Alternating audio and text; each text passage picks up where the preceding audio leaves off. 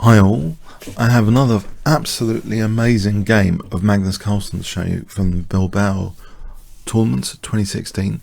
His opponent here is Wesley, so let's have a look. Magnus playing white, plays e4, we have e5, Wesley so playing the ultra solid now Berlin defense, which if you remember, Kasparov was actually defeated in a match against Vladimir Kramnik, which heavily popularized the Berlin defense. That was a Brain Games organized match, which I actually saw one or two of the games of, and yeah, ever since then the popularity of the Berlin defense has been rising. We see here d3. This is a special Magnus Carlsen treatment, avoiding the more theoretical lines. Bishop c5, and white voluntarily gives up the light square bishop to inflict structural damage.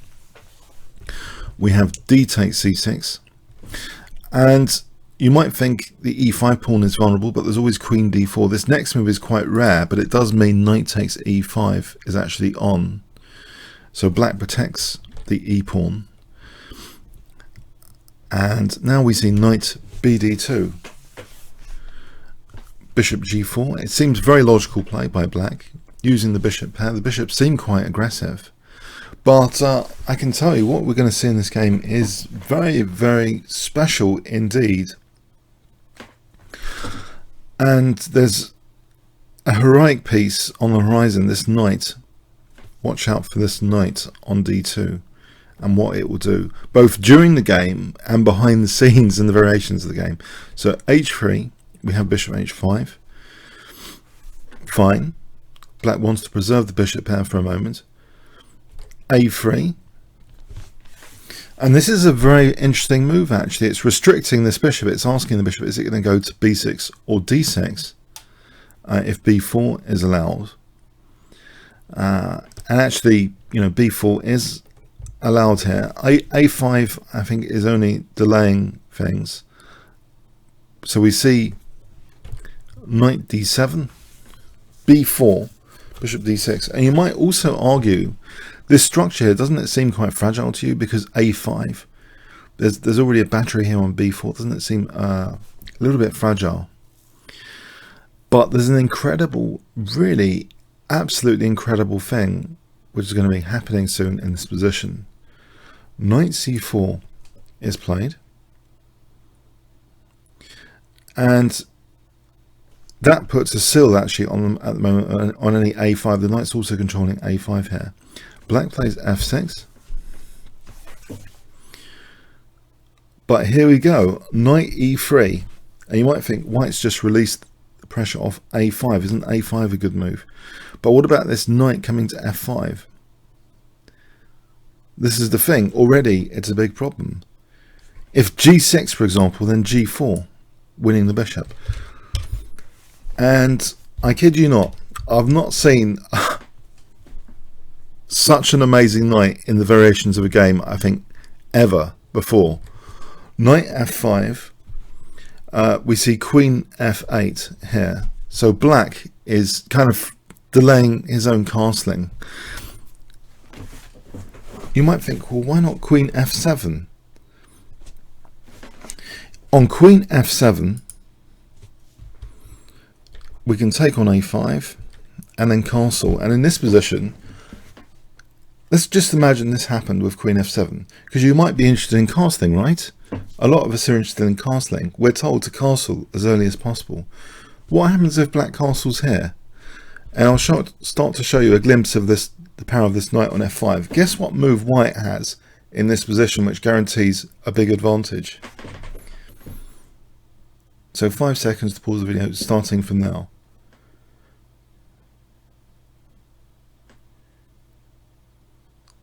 Bishop h6. Yeah, the knight on f5 means that if it takes, then we're going to fork the king and queen here. Otherwise, we're just going to win that g7 pawn. And this is going to be really dangerous because queen d2 to h6 will follow. It's very, very dangerous. So the knight is already making itself felt in the variations here.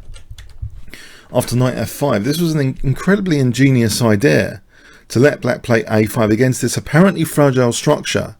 But now that it's here, it's already caused black a problem. That black cannot routinely try and castle. So incredible already. So let's carry on. B takes a5. The thing is with this a file, with the king now stuck in the center, this is different. Winning material could always backfire on the a file. That could be a road in to black's king via the queenside. We see rook takes a5. Now white castles. So white has the luxury of castling, and black has to suffer here. And you might think, well, okay, let's just test this, sanity test this. In the game, black played queen f7. But let's see bishop takes a3. Bishop takes, rook takes, rook takes. And guess what? This pesky knight again wins a piece in this line. Knight takes g7 check, winning the bishop. The knight is everywhere in this game, not only in the game, it's in all the variations. It's had a profound effect on the entire game, this knight on f5. And I assure you, this is just the start. This is scratching the surface of the knight on f5 in this game. We see black playing queen f7. If you might think, okay, kick the knight, just kick the knight instead. The problem is knight takes d6 is check, and then we play g4, so it's not possible to kick the knight. We're winning this bishop in that line. Okay, so we see queen f7. So now a4. Knight c5. You might think again, can't black castle here? No. Bishop h6 again is strong, but even actually technically bishop d2 first is slightly stronger, and then bishop h6 rears its head again with this knight on f5 being a major problem. Black can't afford to have his kingside chewed up like that. So this is absolutely horrible, this knight on f5. We see knight c5. And now an absolutely ingenious move, which shows that the knight just needs a left hook to black's position, via the queenside. And we see it at the start of a left hook in the form of queen e1, hitting the rook on a5. Okay, it is a loose piece, unprotected. It's humbly protected in the game. Let's explore a few things here. If bishop takes f3, isn't this dangerous because of the promise of queen g6? Well, actually, we can just take on a5. And if queen g6, guess what? Yeah, this knight h4, protects g2 and just wins a piece there, at minimum. I know, this knight, I've not seen a knight like this. I don't know if I'm imagining this. I have not seen a knight on f5 like this. Having such devastating effect in all the variations of a game before. We see b6. I mean, if rook takes a4, rook takes a4, knight takes a4, queen a5 is strong here, because guess what? Knight b6, guess what delivers the knockout blow here to have a completely winning position? Yeah, just simply knight takes d6. This knight again is just winning a piece here. It doesn't matter about bishop f3. That's just a temporary check, and that's it. Piece up. Thanks very much. So that's no good. Rook takes a4. So we have this b6, and now knight d2. So given that this knight's done so much work, the brother knight is also trying to do something on the queen side now to join forces. And we see if it gets to c4, it'll be threatening knight takes d6, forking king and queen. But isn't this a pawn sack? Remember, the king's in the center here. Okay, what is going on in this position?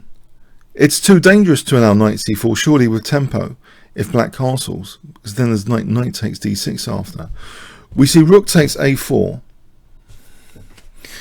So does white have to do anything about the rook on a1 in this position? Can you see what Magnus Carlsen plays? I've kind of hinted already, actually. White to play. If I give you 5 seconds, what would you play?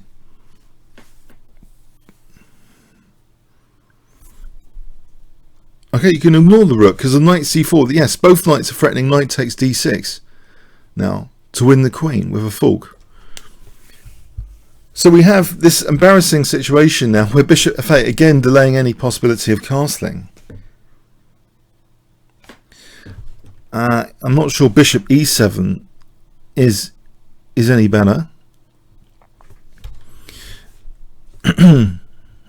So this is on move 19, knight c4.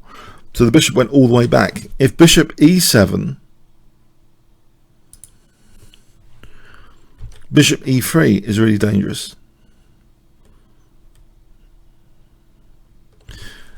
And again, you know, black is not castling in this position anyway because of bishop h6 all the time. Again, it's a real nuisance there. So yeah, farewell to the possibility of castling here. Bishop f8. If rook takes a1, yeah, we've got knight takes d6. So as mentioned, so bishop f8, bishop e3 is played, and this is crazy stuff. It looks like crazy stuff, but king d7 is played here.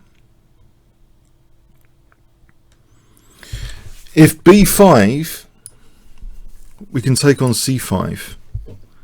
And if rook takes, then you see that the queen is coming in via a8 here and picking up the rook on h8. That just shows the dangers of the a file quite vividly. That this a file is basically, although black won that pawn there, it's a route into the black king, which is still stuck in the centre because of the knight on f5. So we see king d7.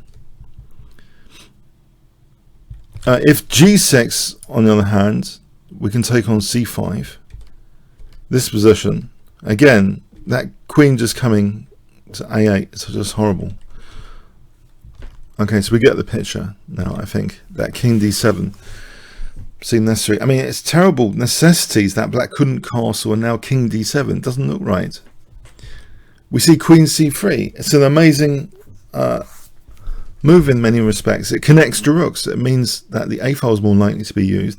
There's also some other ideas here, and black gets extremely desperate in this position. It's just a very, very difficult position for king safety. You can't have a rook coming to the 7th rank in the variations. So we see here knight takes e4. It's not good with the king there on d7. It's remarkable that anyone can really see this playing for this game. They're wondering, why is the king on d7 here from such an innocuous opening?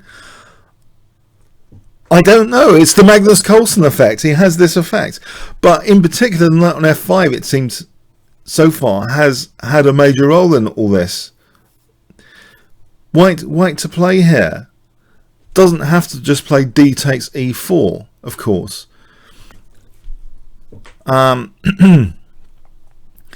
On d takes e4, black just plays queen takes c4, and the queen is protecting the rook, and the king could even end up on b7, and that would actually be okay for the first time for black. But no, we have another move here. Guess what Magnus plays in this position?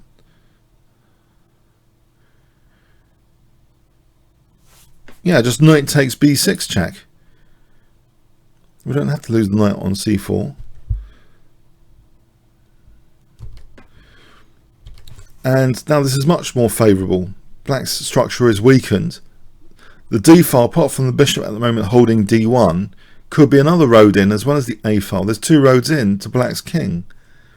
We see queen c4. Queen d2 check, gaining an important tempo. And now, yes, technically the bishop's holding d1, but guess what? What does white play here?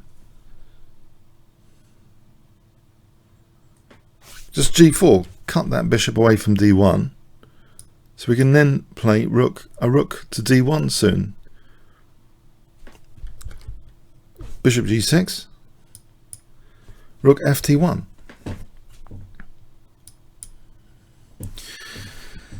And here it's fatal. This battery is just absolutely fatal in this position. D8 and D7 are just killers here in this position. For example, bishop black resigned. If bishop c5, we can take and play all sorts of things here, like knight d6. Yes, the knight could be delivering another fatal blow, threatening the queen, and b7 checkmate. So that's overloaded the queen, because the queen's also holding that. I mean, this is minimum stuff, minimum example. There's lots of other possibilities, but there's also, you know, possibility of queen d8 as well. So this is absolutely terrible. There's also bouncing possibilities off b6, like check here for queen takes b6. Is absolutely devastating stuff. Look at black's king safety. It's like 0. It's unbelievably bad.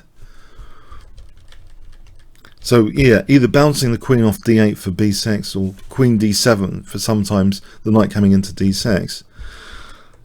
But yeah, I don't know what you think, but this knight on f5 had a profound effect for me on the entire game. That black couldn't easily castle because of the variations of a bishop h6, and ended up just, it seems as though Wesley was playing like a beginner or something. Basically, that's one of the profound effects of the variations there, which were to be avoided, which needed to be avoided, basically. That you see black almost like playing like a beginner as a result. Incredible stuff. So it's 3 wins in 3 days. This is Super Carlsen we're seeing back. He lost that game against Nakamura, and he sure has some fire in his belly at the moment.